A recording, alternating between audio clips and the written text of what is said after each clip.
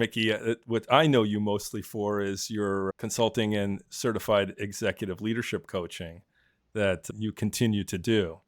So Yes. Mickey, let's talk a little bit about how you use your personality to kind of just work through what other people's yeah buts come at you with all the time in education.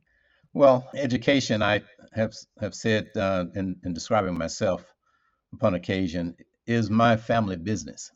My parents were both educators, and both my sisters became teachers and were therefore educators as well. And I see some of that carrying forward to the next generation.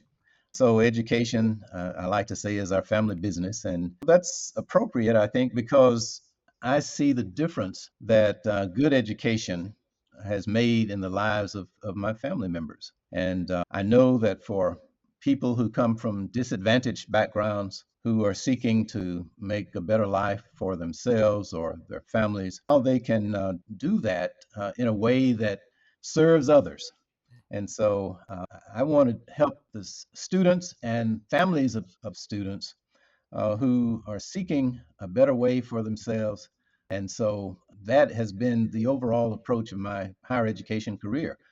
If I'm serving as president or vice president, then I'm leading a way that makes the institution in which we're serving better and more effective, that it reaches out to more people, that it extends opportunities to them, and that the culture, the processes, et cetera, are all geared towards helping people to succeed, to achieve their objectives, to earn the education, the degree, the certifications they're seeking, and then to go on to have good economic and personal results as a result of the educational experience.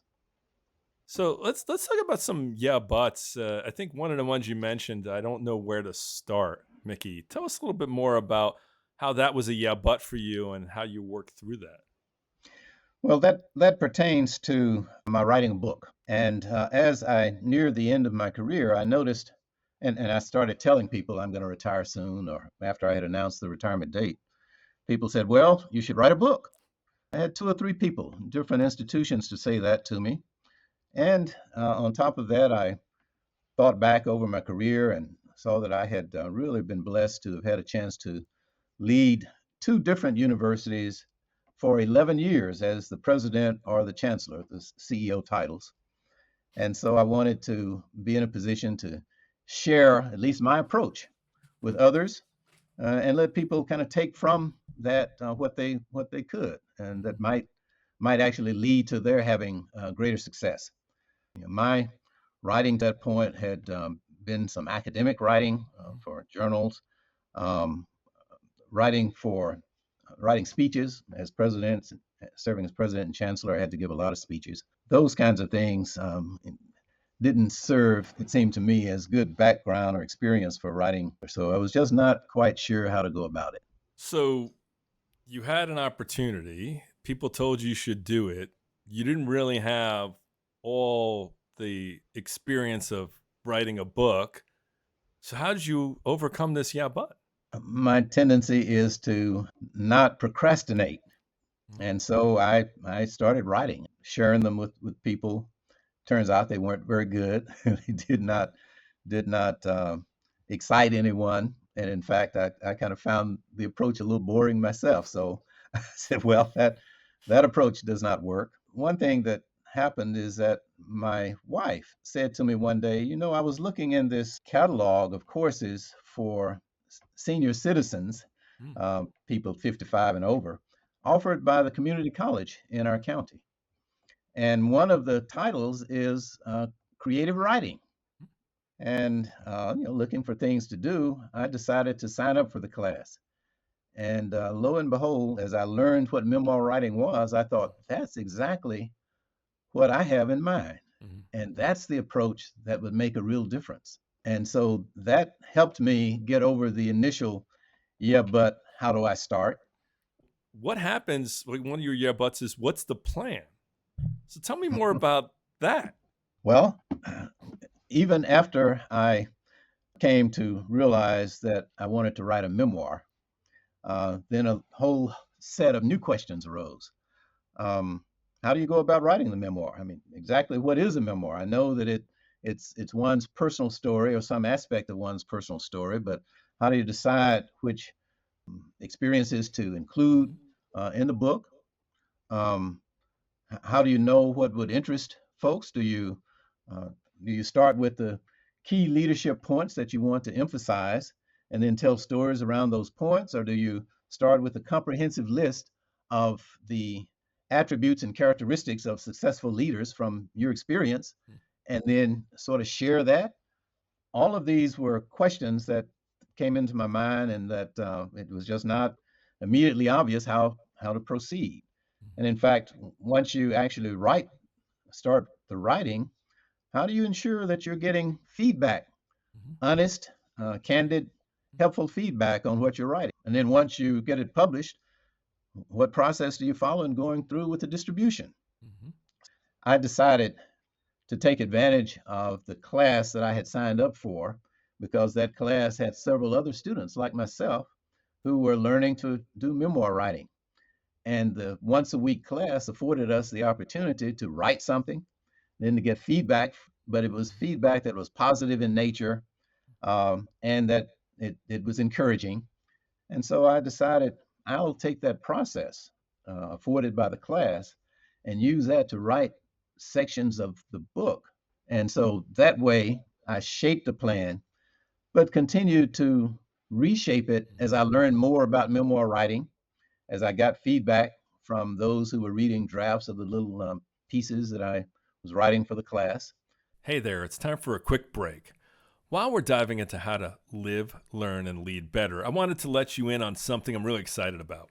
If you've ever found yourself stuck in the yeah, but cycle, those moments where excuses get in your way of your potential, my new book, Yeah, But Cut Through the Noise to Live, Learn, and Lead Better, is for you. The book is packed with practical strategies, real stories, and actionable advice to help you stop making excuses and start making progress. Whether you're a leader, a learner, or just someone looking to cut through the noise, Yeah But has something for you. And here's the best part. For a limited time, you can grab a chapter for free. Just head over to my website at www.markawolf.com/book to get started. Readers have already said that the perspective and stories guided them to get unstuck and move forward. All right, let's get back to the show and dive into more ways to break through those yeah but moments. It's interesting, Mickey, that you didn't have the full plan when you first started from No, beginning to end, right? It's an evolution of over time. And what I'm right. also hearing you say is that you had some structure because there was some community, there was some accountability, there was some repetition, right? Yes, There was a habit built, right? So there's so much more that comes out, but if you would have done it on your own in the beginning, you still would have potentially needed these things, but they happen to come together at an opportunity when you went to a class locally and when you did go and meet other people. I think too many people miss in their yeah buts, like they have to see the whole plan before they even start.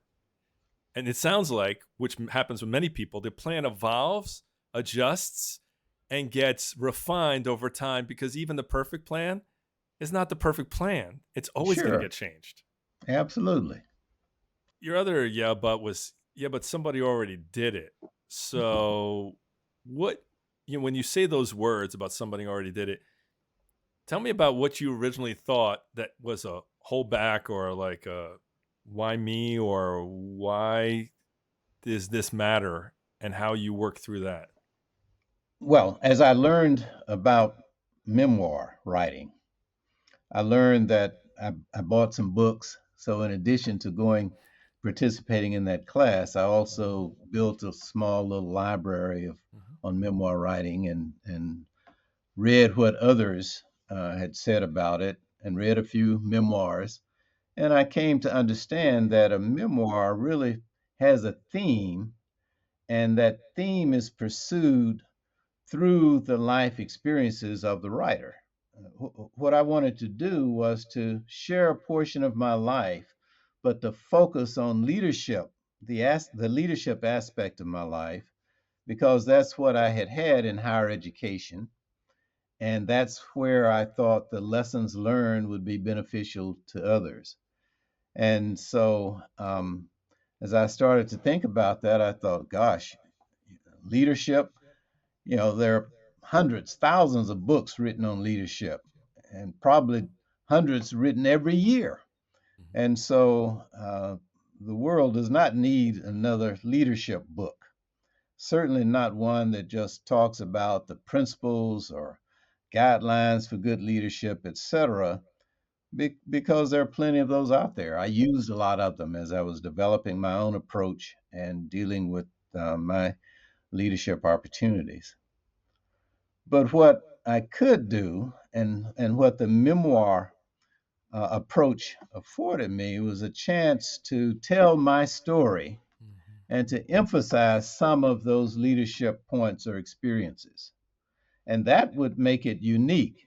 And if I could write it in such a way that it was interesting, it held people's interest as they read through it, then I could share some of those experiences in the context of what I believe are the most important principles of leadership, and therefore perhaps have it be instructive, um, maybe inspiring. Well, your unique perspective on things is really the critical thing, because some people can talk from an academic standpoint and still not have what you have, what you went through, why it was important to you, and how people can apply that. That's the Right. beauty of our individuality and how we Hmm. can use our story to help people that we wouldn't think we could. I'm sure you've already gotten stories back from people who have read your book, You're and right. Yes, I have. right, because they were just like, and they're not just platitudes. People literally are like, I never knew this. Thank you for your sharing your perspective. Wow, I see there's hope, because it's nothing's new under the sun, right? Like, Yes, yes. so it's so what's your advice to tell other people that are paralyzed by fear when that yeah but comes up, that it's been done before? Well, first thing, when one is dealing with fear, usually that fear is not nearly as challenging an issue as we think. Mm-hmm. And so the most important step is to move beyond it, is to attack it, to approach, to go forward with what it is that you're determined to do. In the case of the believer, in the case of one who perhaps may not have that kind of faith, it's still important to take a step, to get off the dime and to initiate something. Because even if you start out and you uh, discover that you've taken the wrong approach or an approach that's not going to work, then you can always make a pivot and start again. Mm-hmm. Many successful people have failed many times before they succeeded. And so the biggest problem is not doing anything. Thank you for listening to the Yeah But podcast.